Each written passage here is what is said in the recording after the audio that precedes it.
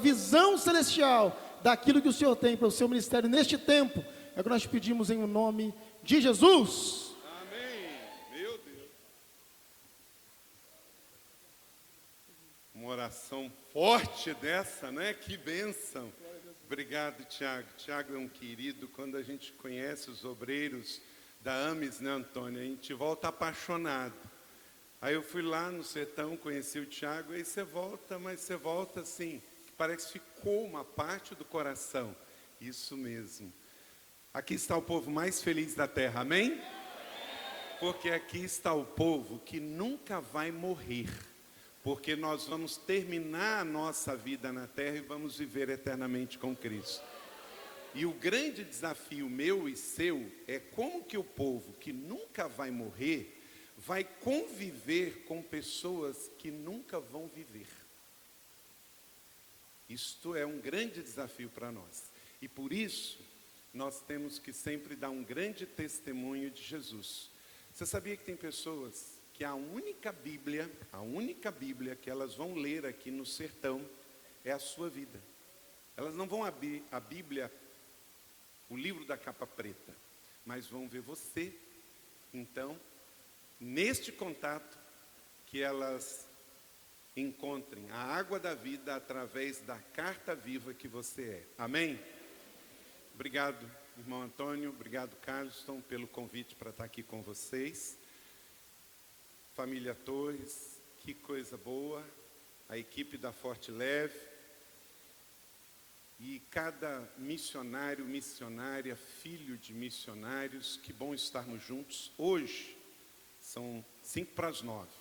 Você vai ter a primeira ministração e depois vai repetir aqui o que aconteceu nas bodas de Caná. O melhor vinho vem depois. Então, é só a primeira, mas depois vem a segunda palavra, o segundo vinho, que depois o irmão Antônio vai fechar. Eu vou levantar a bola e ele vai cortar, né, Adriana? Fazendo aqui o ponto final. Quando eu estou com vocês aqui no sertão, eu quero dizer para vocês que realmente eu me sinto em casa.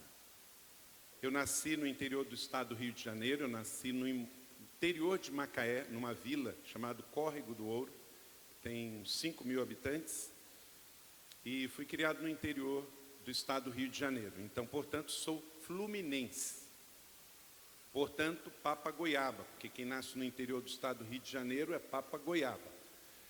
E quando a gente nasce no interior, o interior, ele se torna um valor para a gente. E as pessoas, a vida, a simplicidade, isso não nos deixa nunca mais. Isso é muito importante, sabe por quê? Porque isso combina muito com o Evangelho e com Jesus. Jesus era simples. Jesus era simples. Jesus nos ensinou que todos nós aqui, a liderança da AMES, todos os missionários, toda a equipe da Forte Leve, nós seguimos Jesus de Nazaré. Né, doutor Elias? Ele nos ensinou um princípio da bacia e da toalha. Então não combina a gente ser orgulhoso, prepotente, vaidoso. Seguimos Jesus, o homem de Nazaré. Tão simples e tão comum que para ser entregue por Judas, precisou ter um código. Aquele que eu beijar. Por quê? Porque Jesus, ele não chegava e todo mundo tinha que prestar continência para ele. Jesus era simples. E hoje vamos ver aqui uma parte do Evangelho que fala dessa simplicidade de Jesus. Eu quero convidar você a abrir o Evangelho de Jesus em João capítulo 3. E vamos pensar nesta noite sobre agentes de unidade e reconciliação. Esse é o tema. Pode colocar aí para mim, por favor? Agentes de unidade e reconciliação. Você pode dizer comigo aqui? Agentes de unidade e reconciliação. O mundo está brigado com Deus. E lá no sertão, você é a ponte. Você é que vai ligar as pessoas a este Deus que para muitos continua sendo o Deus desconhecido. E você vai ter que fazer isso com o coração de Jesus, para conectar as pessoas com o seu Criador. Eu e você somos agentes de unidade, de reconciliação. Com a sua Bíblia aberta em João 3, um texto tremendamente conhecido, mas eu não vou ler todo o trecho, mas eu peço que você deixe a sua Bíblia aberta durante todo esse tempo da ministração da Palavra de Deus. Sua Bíblia aberta no seu smartphone ou impressa. Diz assim, João 3, o encontro de Jesus com Nicodemos. Jesus, ele teve esse encontro com um homem comum como eu e você. Diz assim, havia um fariseu chamado Nicodemos, uma autoridade entre os judeus. Ele veio a Jesus à noite e disse, mestre, sabemos que ensinas da parte de Deus, pois ninguém pode realizar os sinais miraculosos que estás fazendo se Deus não estiver com ele. Em resposta, Jesus declarou, digo a verdade, ninguém pode ver o reino de Deus se não nascer de novo. Querido Deus, obrigado por esta tua palavra e pelo Evangelho.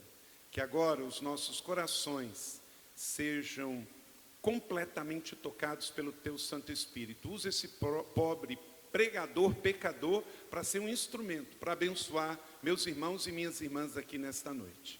Obrigado por cada missionário do sertão aqui. Em nome de Jesus, o nome forte que é sobre todo nome, oramos. Amém. Nós somos pessoas que têm que trazer união e não divisão. O mundo está totalmente dividido.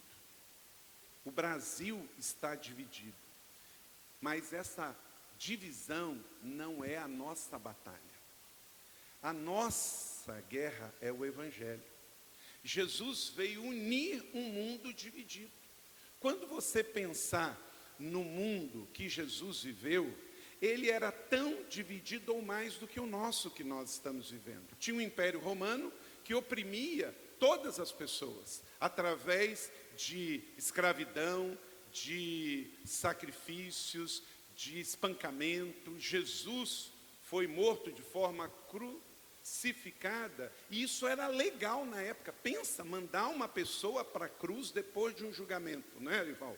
Era lei, o Estado podia fazer isso. Pega o regime que nós conhecemos mais sangrento, vai fazer isso escondido, mas nunca publicamente. Tem países no mundo que faz isso escondido. Roma fazia isso na praça pública. Era permitido crucificar uma pessoa como Jesus foi crucificado, e isso era legal nos dias de Jesus. E mesmo neste mundo em guerra, em escravidão, Jesus era um escravo, ele era judeu. O mundo judeu estava sob o domínio dos romanos, então Jesus também era um escravo dentro da sociedade judaica, era rejeitado, e dentro do mundo romano era um escravo. Mas mesmo no mundo em guerra, Jesus tinha paz interior. Quem tem Jesus tem tudo. Você pode dizer isso comigo? Quem tem Jesus tem tudo. O mundo está brigando por sexo, dinheiro e poder, e não é esta a minha batalha e nem a sua, amém? O mundo está matando e roubando por sexo, dinheiro e poder, por prazer, dinheiro e poder. Então você não pode entrar nessa batalha, porque essas não são as suas lutas. A sua luta é um reino de justiça, paz e alegria no Espírito Santo. Então essa é a nossa batalha. O apóstolo Paulo, em 2 Coríntios capítulo 5, 18, vai estar aqui no telão, diz assim, que nos reconciliou, você pode ler comigo? Que nos reconciliou consigo mesmo por meio de Cristo e nos deu o ministério da reconciliação. Ou seja, que Deus em Cristo estava reconciliando consigo o mundo, não levando em conta os pecados dos homens, e nos confiou a mensagem da reconciliação. Eu, como pastor, meu irmão Vituso que me acompanha, membro da nossa igreja, empresário, no meio empresarial, a ele o Ministério da Reconciliação, o Arival como pastor, o Carlson como líder do movimento social da AMES, gestor executivo, aonde ele for, querido, não importa, você é empresário, você é profissional liberal, você é pastor, você é reformador, você é um reconciliador. Você não pode chegar e chega a confusão. Você chegar, chega a divisão. Você quer ganhar a sua vila para Jesus, você quer ganhar a sua cidade para Jesus.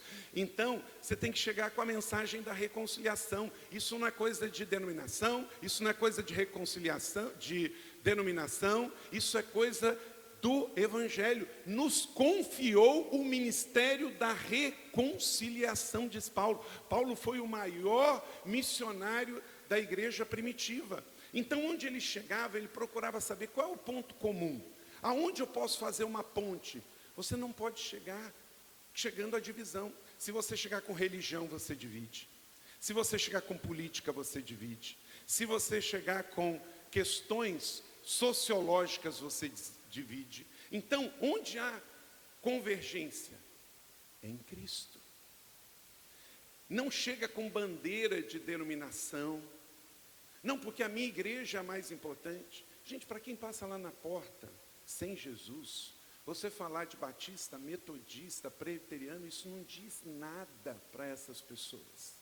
Mas se você começar a falar do amor de Jesus, uma vez eu estava pregando na nossa igreja, e Deus me levou pelo Espírito Santo, no meio do sermão, de pedir um irmão como o nosso querido Isaac, que nos ministrou. Meu irmão, como eu fui ministrado e abençoado com a sua vida. Você foi também? Você pode glorificar a Deus pela vida do Isaac e também pela vida do nosso irmão tecladista? E eu peguei no meio do sermão e parei e lembrei daquele hino da Inódia Cristã: Deus cuidará de ti. Deus cuidará de ti, a cada dia proverá, sim, cuidará de ti, Deus cuidará de ti. E naquele instante eu parei, o irmão do louvor veio, nós cantamos esta canção. Queridos, a quantidade de pessoas que se quebrantaram, que vieram à frente aceitando Jesus, porque a convicção de que não é o Estado que vai cuidar da gente, não é a celebridade tal, não é o político tal, só existe uma solução. Elevo meus olhos para os montes, de onde me vem o socorro. Então vamos levar o povo para Jesus, vamos levar o povo para Deus, que é que Deus que vai cuidar de cada um, tudo Ele vê, tudo Ele provê.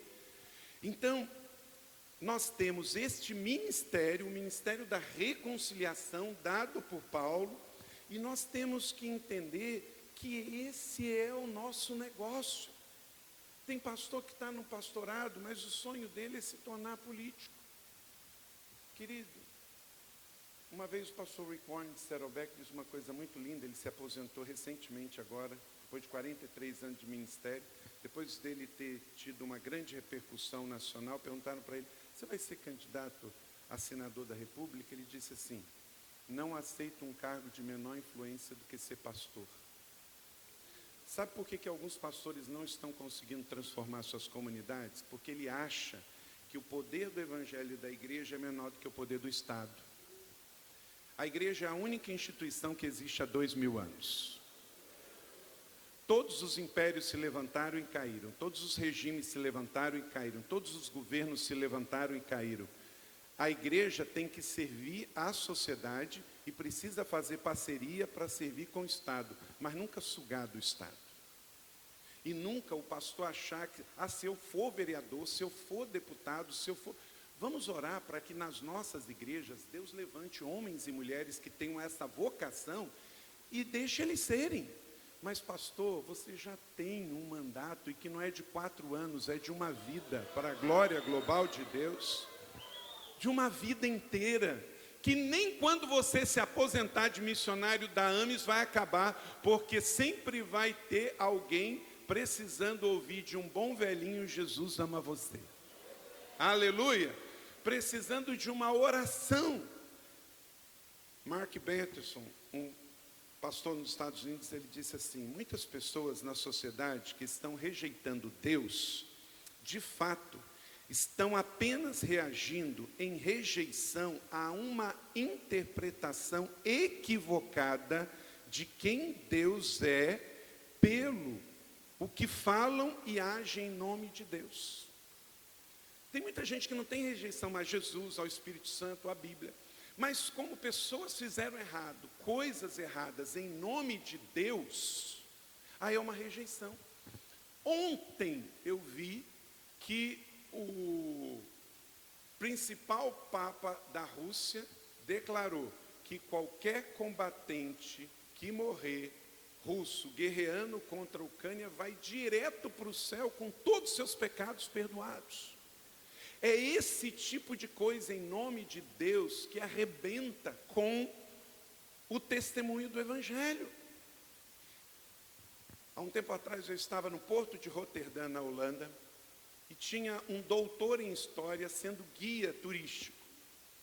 E conversando com ele, ele disse, na época do descobrimento, a igreja, a Holanda ainda antes da reforma, a igreja católica na Holanda cometeu um erro muito grande, porque aqui desse porto vinham os marinheiros e para que os donos do navio conseguissem homens marinheiros para os navios, chamava a igreja, pagava o padre, para que ele orasse e desse a bênção para todos os pecados que aqueles homens iam cometer no navio e no novo mundo, e se eles morressem, eles já tivessem a absolvição dos seus pecados, as indulgências.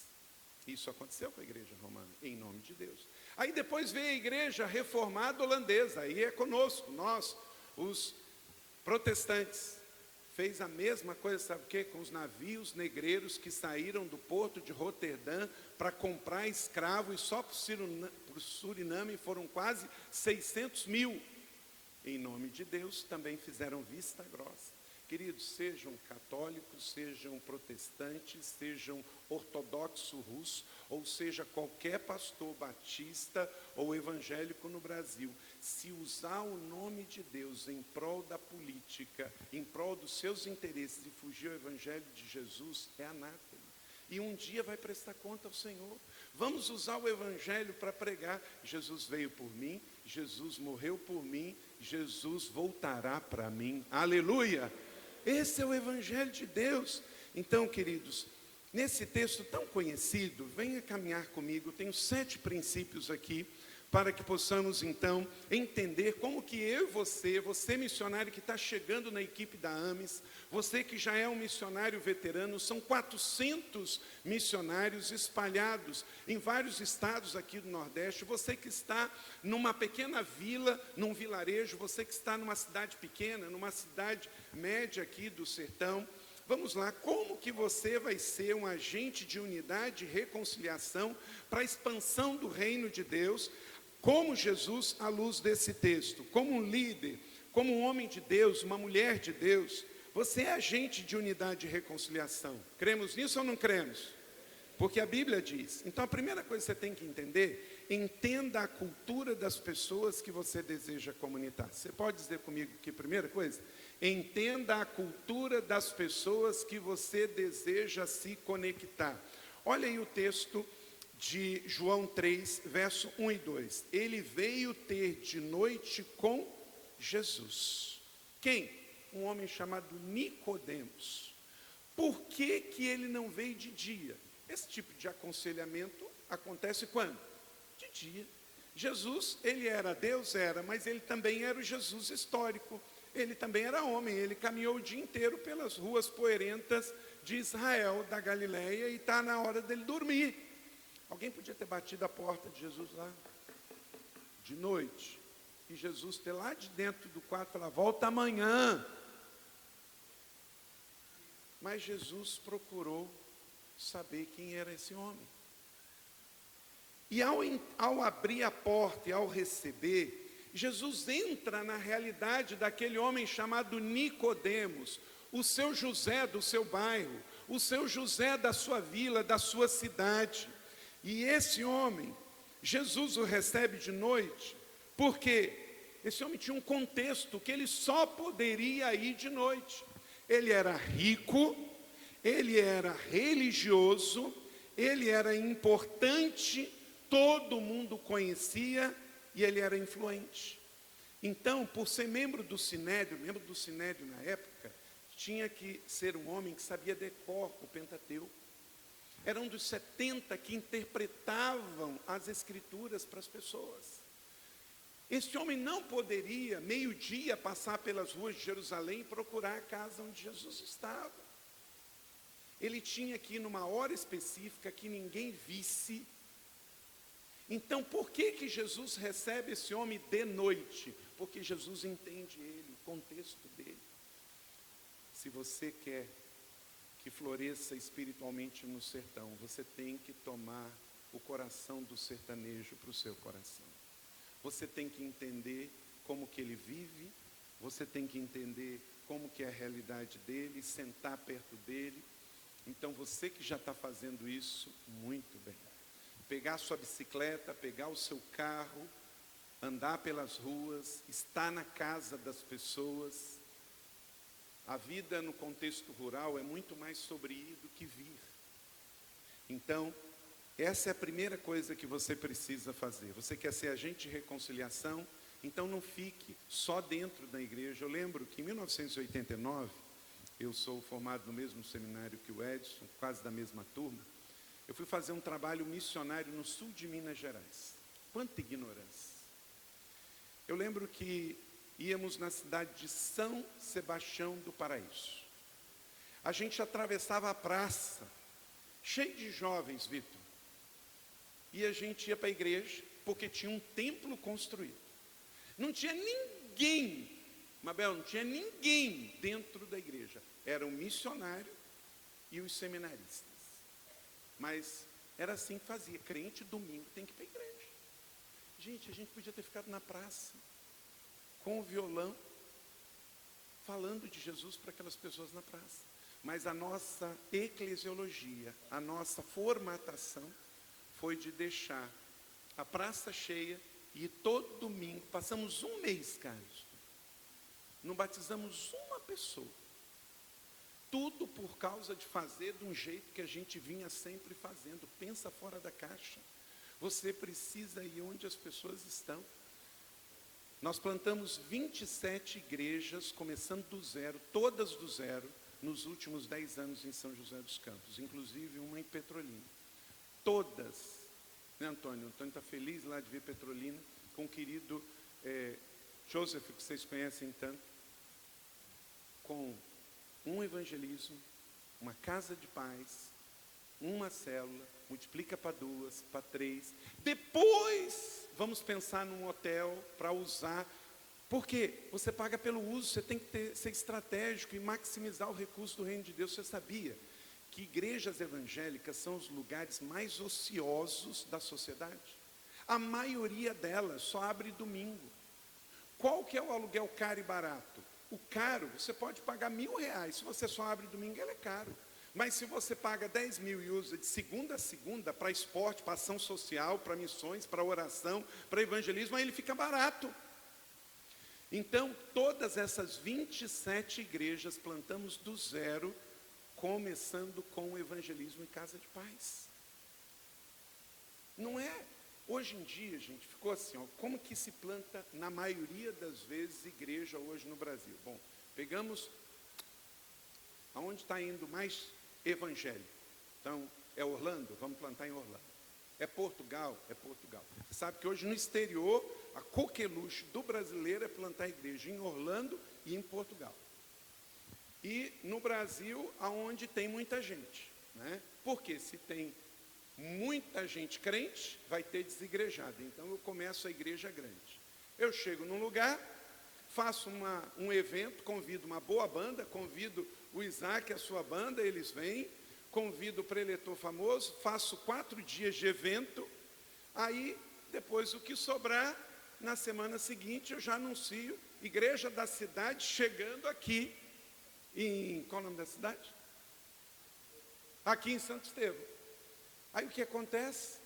Começa a tirar gente de tudo quanto é igreja aqui. Aí eu pego, alugo um lugar, pinto de preto, boto umas luzinhas e chamo de church. Pronto. A igreja está pronta. Gente, igreja a gente começa na rua, nas casas, encontrando, como Lucas 10, o homem da paz, evangelizando, tomando café, comendo broa na casa dele, depois levando ele para o batismo, depois chamando para ele trazer o seu amigo, depois o amigo do amigo, e assim vai crescendo. 27 igrejas começadas do zero, em 10 anos. Entenda, você vai fazer do jeito de Jesus, pode ser mais demorado e difícil, mas será sempre mais efetivo e duradouro. Porque virou um grande, está quase um canibalismo gospel. Uma igreja do lado da outra, literalmente. A ética está se perdendo. Considere isso no seu coração. Fazer o mais difícil, mas fazer porque Jesus mandou. Então Nicodemos era rico, religioso, importante, não poderia ir de dia. Jesus entendeu, recebe de noite. Jesus entende as pessoas, Jesus entende você. Jesus vai entender qualquer um dos que você queira alcançar. Segundo princípio, se você quer ser instrumento de reconciliação e unidade, seja uma pessoa simples. Seja uma pessoa simples. Olha só o verso 3. Ninguém pode ver o reino de Deus se não nascer de novo. Gente, isso era muito simples. Hoje as crianças nascem na maternidade, mas naquele tempo nascia dentro de casa. E as casas eram pequenininhas. E não era questão de ter 2 filhos, 3 filhos, 4 filhos. Não tinha anticoncepcional, né? Então, era casa com 10 filhos e todo mundo nasceu ali e aquelas crianças viram. Então, qualquer um sabia o que era nascer. Jesus entra com Nicodemos quase que uma ilustração ofensiva para o nível de intelectualidade de um homem como Nicodemo, rico, inteligente, membro do Sinédrio, sabia decor o Pentateuco, e Jesus faz o approach, faz o chegar perto dele com uma coisa muito simples, o nascer de uma criança, uma ilustração para qualquer um entender. Antônio, sabe uma coisa que me chama demais, e eu dou testemunho sobre isso, sobre você e sua equipe? Vocês, Deus levantou para uma das mais bem-sucedidas empresas deste país. Mas havia a simplicidade de vocês. E sabe uma outra coisa linda que Deus deu a vocês? Deus deu a vocês uma empresa que não é só muito bem-sucedida. Ela é bem-sucedida na coisa mais importante para as pessoas, levar água e saneamento para as pessoas. Pensa em 2 coisas que geram dignidade numa família, que muda a realidade das pessoas. Literalmente, pelos condutores da Forte Leve, vocês estão levando a água da vida e a purificação da vida. Porque tratar da água e tratar do esgoto é mudar a vida das pessoas. É uma empresa não só muito bem sucedida, uma das principais da nossa nação, mas que trabalha com um assunto muito importante. Já pensou chegar um camarada e dizer, sou muito bem sucedido. Você trabalha em quê? Não, eu tenho uma destilaria, mas eu não bebo. Eu sou muito bem sucedido, mas o que você fabrica? Ah, eu tenho uma cervejaria. Não, mas eu não bebo. Isso é muito lindo. Vocês têm um produto que traz dignidade à vida, e não é para o crente, não é para o evangélico, é para o ser humano, mudando a realidade do brasileiro. Agora, isso também não me impressiona. Me impressiona, sabe o que é? É a simplicidade. Eu sou pastor há 32 anos e há 26 da mesma igreja. Eu cheguei na minha igreja e tinha 620 membros. Vitúzio está comigo uns 12, 13. A gente conheceu a igreja no passado e a igreja hoje. A igreja saiu de 600 membros para 23 mil membros. Domingo agora tinha 10.050 pessoas na igreja. Mas eu quero dizer para você, eu nunca fui pregar em São José dos Campos com o meu coração diferente do que eu ia pregar com o pastor Paulo de Souza Nunes, lá no interior de Macaé, numa charrete, em Glicério, Corgo do Ouro, Frade, Trapicho, na Serra Macaense. Ou no meu primeiro pastorado, quando eu era pastor em São João de Meriti e em Nova Iguaçu, com o pastor Ebenezer, com uma igreja de 100 membros. Ou em São José, quando eu saio, às vezes as pessoas falam, Carlinhos, você está falando porque você sabe que a igreja é grande, querido. Uma igreja de 50 membros a 20 mil membros, eu sei o que é ser pastor, porque eu já fui. Uma igreja de 100 membros e de 10 mil, eu sei porque, inclusive, eu saio de São José e eu vou pregar em Paraibuna, em São José, uma cidadezinha do lado. Agora, hoje, pela graça de Deus, a gente, pelo amor dele, a igreja cresceu, floresceu, e eu só vejo motivo para uma igreja ser grande para que ela abençoe mais pessoas. O Salmo 67, 1 e 2. Hoje a nossa igreja tem um orçamento financeiro que é maior do que pelo menos uns 1000 municípios brasileiros. Mas o meu coração é do Carlito. Deixa eu te dizer, quem me conhece sabe que à medida em que o ministério cresce, você não pode mudar por dentro. Porque nós temos a bacia e a toalha. E queridos, não é porque eu estou diante de vocês, eu estou dando isso para um testemunho para as pessoas que vocês lideram. Não percam esse coração de simplicidade. Aqui há uma geração que estabeleceu e há uma geração que vai dar continuidade. Não despreze os pequenos começos e não percam o legado que receberam. E que o teto do Antônio seja o piso dessa nova geração. E que em nome de Jesus vocês continuem andando juntos, crescendo e sendo influentes, bem-sucedidos em tudo que fazem, mas com a simplicidade. Eu conheço pastores de igreja de 500 membros que não conseguem falar com o cara. O cara se acha sócio de Deus no seu poder. As pessoas me perguntam, Carlito, você faz visita? Faço. Você vai no hospital? Vou. Você vai... A gente não pode mudar porque o ministério cresceu. A gente não pode. Por quê? Mas os outros mudam. Nós não, porque nós seguimos Jesus de Nazaré, que nunca mudou e foi o mesmo. A simplicidade. E você que escolheu ser missionário, ser pastor, se você ficar como pastor, você não vai enriquecer. Nossa, pastor, que pesado. Não vai, não vai. Isso Deus chamou para os empresários ou quem vai receber uma grande herança. Para pastor não vai dar, não vai dar. Eu já estou tranquilo com isso. Erivaldo, você também. Não vai dar. É para outros que Deus dá. Tem duas classes que não dá para enriquecer. Se enriquecer, não fecha a conta. É pastor e político.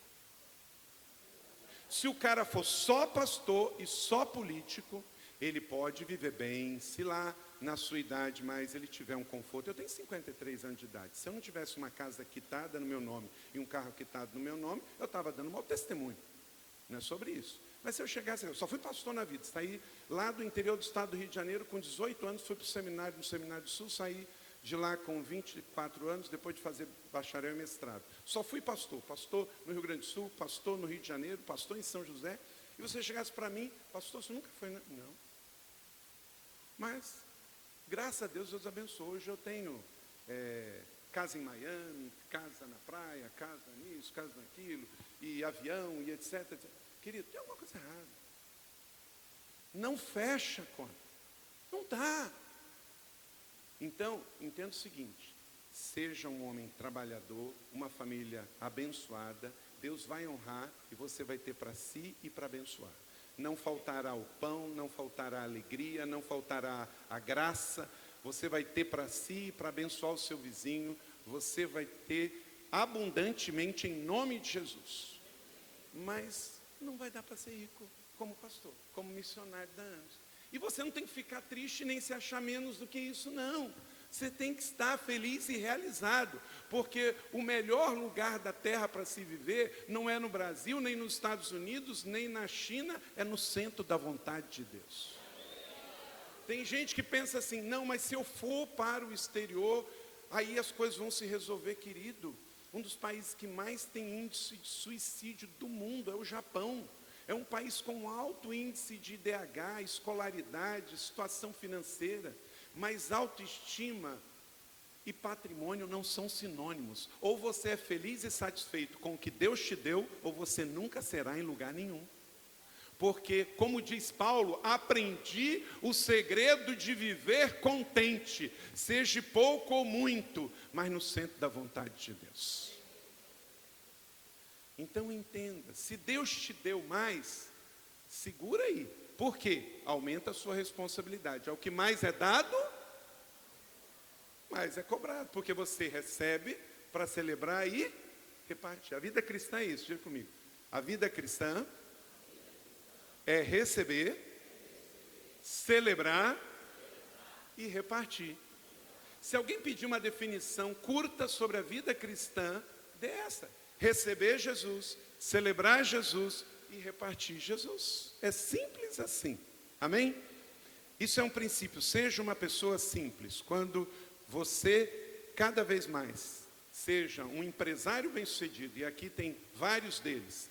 Nós precisamos de empresários bem-sucedidos, precisamos de pastores bem-sucedidos, de igrejas bem-sucedidas, mas sempre para abençoar. Salmo 67, 1 e 2. Nunca o ser bem-sucedido é um fim em si mesmo. Quando eu encontro uma pessoa PhD, que estudou muito, eu não me admiro dela saber muito, eu me admiro se ela souber muito e se ela for simples. Quando eu encontro alguém com muito dinheiro, eu não me impressiono com pessoas com muito dinheiro. Eu já me encontrei com pessoas com muito dinheiro ao longo da vida. E já me encontrei com pessoas com muito dinheiro, muito lesadas. Então, o que me impressiona não é ter dinheiro, é ter bem dinheiro, ser bem-sucedido, mas ser uma pessoa sábia, amorosa, simples. Não importe-se com o seu enlarguecer, ocupe-se com o seu aprofundar. Aprofundar-se com Jesus. E Deus vai te dar o enlarguecer. Amém? 3. Invista tempo na vida das pessoas mais interessadas. Perguntou Nicodemos: como pode alguém nascer de novo sendo velho? Aí chamou a atenção de Jesus. Ele faz uma colocação muito simples, mas como Nicodemos mostrou interesse, então aí ele agora vai aprofundar. Veja bem, nós às vezes damos muito ênfase e interesse com quem não está interessado. Jesus passou, nós não sabemos quanto tempo durou esse encontro, mas certamente que não foi um encontro de 15 minutos. Jesus agora aprofunda. Você vai anunciar o evangelho para todo mundo, de casa em casa na sua vila, mas não fique gastando todo o seu tempo e energia com quem não quer. Quando vier à sua casa um Nicodemos, pode ser meia-noite, abra a porta, convide ele para entrar e comece a fazer perguntas para ele sobre o sentido da vida, sobre o propósito da vida, sobre por que ele está aqui, aonde ele quer estar daqui a 10 anos, qual é o sonho, quais são os valores. E à medida em que ele for falando, você vai aprofundando e gastando tempo com essa pessoa, e daqui a pouco você vai estar discipulando esta pessoa. Então invista tempo, como Jesus fez na vida de Nicodemos, aos que mais têm interesse. Em outras palavras, não gaste tempero com carne estragada. Às vezes você está dando muito foco, jogando pérola aos porcos. 4, nunca se satisfaça com a vida de religiosidade e superficialidade. Aí Jesus confronta Nicodemos: tu és mestre em Israel e não sabe dessas coisas? Nicodemos, você é tão religioso, você estudou tanto, é mestre, mas você não sabe o básico, que é o caminho da salvação. Você conhece pessoas que sabem muita coisa sobre religião, mas pouca coisa sobre a fé. Então ajude essas pessoas como Jesus ajudou Nicodemos. Mas você não pode chegar falando mal de nada que ele crê. Eu escrevi um livro chamado... Antônio, esse é um bom livro. Ele já vendeu mais, inclusive esse livro não tem royalty. Eu doei esse livro uma vez para a Junta de Missões Nacionais. Só na Junta de Missões Nacionais foram mais de 200 mil desse livrinho. As palavras de Maria. Tudo que Maria falou no Novo Testamento e tudo que falaram sobre Maria. Um livro fininho, português, espanhol, e distribui uma roda. Quantos católicos vieram e me dizer: entendi. O livro é muito bom. Padres. Por quê? O problema é que tem católico que tem Maria de mais e evangélico que tem Maria de menos. Que a primeira coisa que o camarada faz é falar mal de Maria. Eu quero ter a fé que Maria teve. Eu um dia vou para o céu que Maria está. E eu vou estar aos pés dela e aos pés do Senhor, aprendendo por toda a eternidade. Agora, tem crente, você sabe que tem islâmico xiita, mas tem muito crente chato.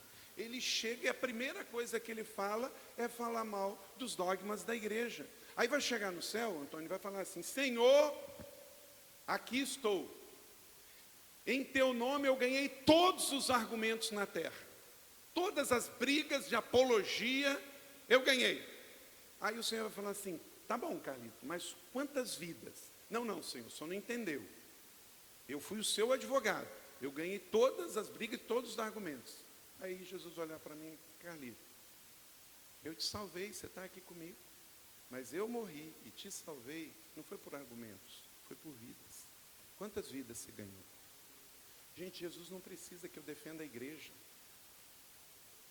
A igreja atravessou a era das trevas. No ano 1000, ninguém sabia ler, ninguém sabia escrever. A missa era só em latim e a igreja de Jesus prevaleceu. Quem é o meu advogado é Jesus. Está lá em 1 João capítulo 2. Ele é meu advogado, não eu sou advogado dele. Eu prefiro a minha igreja cheia de testemunha do que de advogado de Jesus. Porque o Senhor me envia como advogado, é como testemunha, é dizer o que eu vi. Eu era cego e agora eu vejo. Se eu entro com discussões de apologética, discussão de doutrina, é igual você pensar que você vai ganhar muçulmano para Jesus na base da discussão. Não, você ganha na base do amor, da oração, do testemunho e de sinais e milagres. Não é verdade? Porque na base do argumento não vai ser, é na base do amor. Nós somos o povo do amor. Paulo diz: ande em amor. Então, missionários da AMES, passem essa semana aqui, transbordem de amor e voltem para repartir o amor de Jesus na sua cidade. Não entre em bola dividida, não compra batalha que não é sua. Chega lá para amar as pessoas. Mais do que nunca, o povo de todo o Nordeste está precisando de amor. Leve o amor de Jesus às pessoas. Então, invista tempo nas pessoas e desfaça toda a religiosidade. Quinto, apresente o coração do Evangelho. Aí Jesus chega com o texto de João 3, de 15 e 16. Qual é o texto mais famoso do Novo Testamento? É João 3, 16. Mas do jeito que a gente lê, parece que é uma pregação, não é? Não, Jesus estava falando para uma pessoa só. Olhando para Nicodemos: porque Deus amou o mundo, Nicodemos, que deu o seu filho, eu, para você. É maravilhoso isso. É algo extraordinário, sentar perto lá do sertanejo. E, gente, nós temos que amar o interior. Às vezes chega a gente da capital, o camarada chega da capital, aí fala assim: o pessoal lá que mora lá onde o Arival mora, lá em São Paulo, lá na capital. Aí chega para mim: e aí, de onde você é? Ah, eu sou de São José dos Campos. Aí a pessoa já muda, ao paulista ele diz assim: do interior, né? Do interior. Aí eu, prontamente, sim, do interior. E o meu Jesus diz que é do interior que fluirão rios de águas vivas, né? Então, não se sinta menor por ser um missionário numa pequena vila, numa pequena cidade, porque Jesus nasceu no interior, em Belém, foi viver no interior, em Nazaré, e só foi para a capital, para a cidade grande, para morrer, né? Então, graças a Deus, pela misericórdia lá, ele ressuscitou. Mas passou aperto, não é? Então celebre, ame estar. Quando eu morava em São João de Meriti, em Nova Iguaçu, eu amava morar lá. Mas quando eu fui para o Rio Grande do Sul, me falaram: Carlito, você vai enterrar o seu ministério, nada acontece. Passei 4 anos maravilhosos lá na Terra Roxa, em Ijuí. Mas Deus me trouxe para São José, para uma outra realidade. Eu tiro férias, porque é bíblico que a gente precisa, mas eu não vou servir no ministério como um peso. Para mim, ir trabalhar é como se estivesse indo para o primeiro dia de férias. Porque eu amo fazer o que Deus me chamou para fazer. Amém? Ame as pessoas e onde você está. E quando eu estou lá em Quijingue, quando eu estou lá em Juazeiro, eu amo estar com vocês. Leve a mensagem de salvação e não condenação. Estou concluindo aqui. Verso 17: pois Deus enviou o seu Filho ao mundo, não para condenar o mundo, mas para que o mundo fosse salvo por ele. Queridos, não vamos condenar ninguém. Quando você chegar perto de alguém, não cobre nada, não. Às vezes o pastor, a primeira coisa que ele fala assim: você não veio domingo passado. Por que você não veio semana passada? E aí, você já leu o devocional? Você já leu a Bíblia? Você já entregou o dízimo? Você já entregou a oferta? Você veio no evento de treinamento? Gente, quem cobra demais é o inimigo. A primeira coisa que você tem que fazer, como você está? É chegar e perguntar como vai você? Como é que está a sua esposa? Como é que está o seu filho que estava doente? Agora, você não pode chegar no hospital também e perguntar: oi, tudo bem? Óbvio que não está bem. Se está bem, ele não estaria no hospital, né? Muda a pergunta. Você vai fazer uma visita a alguém que está doente, chega e fala assim: como você passou a noite? Como é que você está? As pessoas se importam. Não chegue cobrando. Missionário, pare de ficar cobrando. Eu sei que a gente tem que entregar resultados. E quem me conhece aqui, Antônio, Elis, todo mundo, o Vitor, sabe que eu sou um líder que trabalho por resultados. Eu não tenho isso. Mas quando você está com a pessoa, os resultados não são as coisas mais importantes. É abraçar, dar aquele abraço. Eu dei um abraço gostoso aqui no caso, porque tinha muito tempo que eu não abraçava ele. Então não era hora de falar mais nada, era hora de dar um abraço. Você viu um abraço gostoso, cheiroso. Você viu, Adriana, como é que o Antônio estava cheiroso? Eu fiquei com vergonha, porque eu andei o dia inteiro de avião, de carro, e ele chegou com aquele cheiro gostoso. Querido, dá aquele cheiro nas pessoas lá do seu vilarejo. Ame, abrace, sirva. Aí depois, lá na frente, aí você faz as devidas cobranças, não é, Tiago? Porque eu sei que você tem que prestar relatório aqui para a AMES, e tem mesmo. Porque eu recebo o relatório como igreja parceira. Se você não deu o relatório, eu não recebo. Mas saiba que as pessoas vêm em primeiro lugar. Amém ou não amém? E por último, apresente esperança antes de juízo. Verso 36, quem crê no Filho de Deus tem a vida. Esse é o Evangelho, é a Good News, é as boas novas. Então, primeiro, quem tem Jesus tem tudo. Então ele não chega cobrando e apresentando juízo. Primeiro ele diz: quem tem o Filho tem a vida eterna. Aí depois ele apresenta o juízo. Quando você estiver pregando, leve primeiro a esperança. Quando eu chamo algum pastor para pregar na minha igreja e ele bate na igreja, no final eu chamo ele. Eu falo assim: ó, você é um pregador convidado, você é muito bem-vindo aqui, mas eu sou pastor. Então você está aqui para abençoar minhas ovelhas, doutrinar, ensinar, ajudar, edificar, mas cajadada quem tem que dar? O pastor, não é? Não pode ser, porque o pastor que conhece as suas ovelhas. Então cuide das suas ovelhas. Na hora que você precisar, chame ela. Você ganhou uma vara e um cajado, sabe usar as duas e vai dar certo. Mas não chega de sola, apresentando juízo. Leve a esperança. Sejamos todos aqui pregadores de esperança para o sertão. Leve a esperança. No final de tudo, gente, no final de tudo, que seja como Filipenses capítulo 2, verso 2. Lê comigo aqui. Completem a minha alegria, tendo o mesmo modo de pensar, o mesmo amor, um só espírito e uma só atitude. Olha só essa palavra aqui, ó. Tendo o mesmo modo de... Fala comigo esse verbo aqui. Sabe às vezes qual é um problema? Por causa da religiosidade do passado. Você que está há muito tempo na AMES, chega alguém novo e vem criticar o que vocês estão fazendo, e a pessoa fala assim: sabe qual é o seu problema, Tiago? É que você pensa igual ao Carlos, você pensa igual ao Adriana, igual ao Antônio. E no passado, sabe o que a gente fazia? A gente tomava isso como ofensivo. O problema é que você pensa igual ao seu pastor.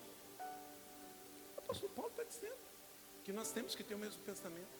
Não é gostar da mesma comida, não é gostar da mesma cor de camisa, não é andar tudo igual. Eu tenho 43 pastores na minha equipe, nenhum deles é igual a mim. E eu louvo a Deus por isso. Tem líder que gosta de reproduzir mecanicamente, até o jeito deles pregarem e falarem, os discípulos são iguais. O que Paulo está dizendo é que nós temos que ter a mesma fé, a mesma sinergia.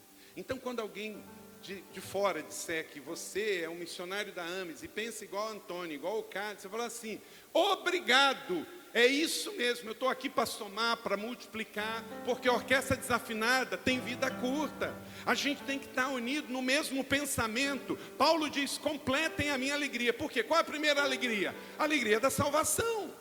Mas ele diz, completem a minha alegria tendo o mesmo modo de pensar. Quer dizer, nós temos que ter a mesma paixão por ganhar pessoas para Jesus. Nós temos que ter a mesma paixão pelo serviço social. Nós temos que ter a mesma paixão pela evangelização, por plantar mais uma igreja, por estabelecer mais um poço, por mudar mais uma realidade social, de abrir mais uma escola de arte, de abrir mais uma escola de dança. Então isso é ter o mesmo pensamento, a mesma visão, missão e valores da AMES tem que estar em cada um dos 400 missionários da AMES, porque senão nós não vamos realizar a obra.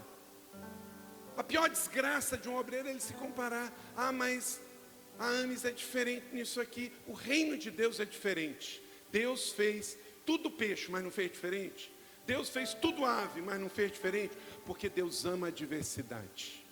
O ministério, o movimento que Deus deu ao Antônio e toda a equipe da AMES é singular no mundo inteiro. E não quer dizer que ele é melhor ou ele é pior, mas ele é único. E quem se junta a esse movimento, tanto os obreiros quanto os parceiros, precisam acreditar na mesma visão, missão e valores.